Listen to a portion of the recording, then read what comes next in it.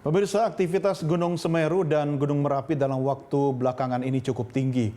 Untuk itu masyarakat harus mewaspadai ancaman bahaya awan panas guguran dan guguran batuan dari kubah atau ujung lidah lava ke sektor tenggara dan sektor selatan dari puncak.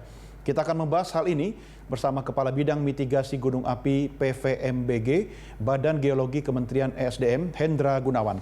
Pak Hendra, terima kasih bergabung bersama kami. Pak Hendra, dua gunung berapi di Pulau Jawa secara bersamaan meningkat aktivitasnya. Sebenarnya apa yang menyebabkan aktivitas kedua gunung ini meningkat, Pak Hendra? Ya, terima kasih Mas Doni. Pertama dapat saya sampaikan bahwa aktivitas Semeru dan Merapi ini memang mempunyai latar gunung yang sangat aktif di Indonesia. Sehingga tidak heran kalau baru-baru ini kita melihat adanya aktivitas awan panas, baik itu di Semeru maupun di Gunung Merapi. Khusus untuk Merapi sebetulnya sejak peningkatan statusnya pada 5 November 2020 dan itu aktivitas tidak berhenti sampai hingga saat ini, bahkan aktivitas kegempanya hanya sejak 4 Januari ini kubah lava sudah mulai muncul di Gunung Merapi dan mengeluarkan awan panas dan aren lava hingga saat ini. Sedangkan untuk Semeru, seperti diketahui pada 1 Desember 2020 sempat mengeluarkan awan panas yang mencapai jarak sampai 11 km di Besuk Kobokan. Dan tanggal 16 sore kemarin sempat terjadi awan panas sejauh kurang lebih 4 km. Dan ini kemungkinan masih bisa terjadi mengingat masih terekamnya gempa-gempa tremor di Gunung Semeru. Pak Hendra, setahu saya jarak Gunung Merapi ke Gunung Semeru itu sekitar 280 km ya Pak ya. Apakah jarak yang jauh, cukup jauh ini bisa saling mempengaruhi kondisi kedua gunung, Pak? Ya, saya kira dari sudut pandang tektonik ya, tektonik yang skalanya bersifat regional bahkan global, itu dua sistem yang sangat jauh dan saya kira mempunyai sistem magmatis yang masing-masing ya.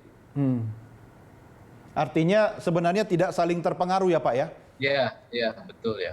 Ya, kalau begitu Pak Hendra, untuk upaya mitigasi yang harus dilakukan oleh pemerintah daerah dan warga terhadap kondisi terkait dengan kondisi dua gunung ini seperti apa Pak? Ya, seperti sudah sering disampaikan di media sosial maupun di televisi, Balai BPTKG di Jogja ini sudah melakukan evakuasi dan melakukan sosialisasi serta penguatan monitoring yang sudah berlangsung sejak peningkatan status sampai saat ini. Sedangkan untuk Semeru, tim tanggap darurat segera akan berangkat untuk membantu pelaksanaan tugas lapangan dari yang selama ini dilakukan oleh pengamat yang ada di pos Gunung Semeru. Jadi kita tambah kekuatan timnya dan untuk memperlancar dalam evaluasi Gunung Semeru. Pak Hendra, terkait dengan rekam jejak kedua gunung ini, apakah ada perbedaan penanganan terhadap kondisi masyarakat di sekitar dua gunung ini, Pak?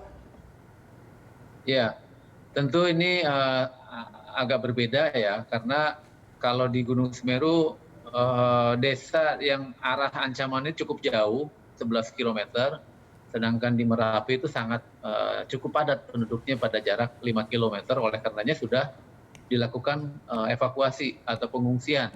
Sedangkan di kasus dalam Semeru ini awan panasnya masih jarak ancamannya 4 km, sedangkan tempat tinggal itu terdekat jaraknya masih sekitar 11 km.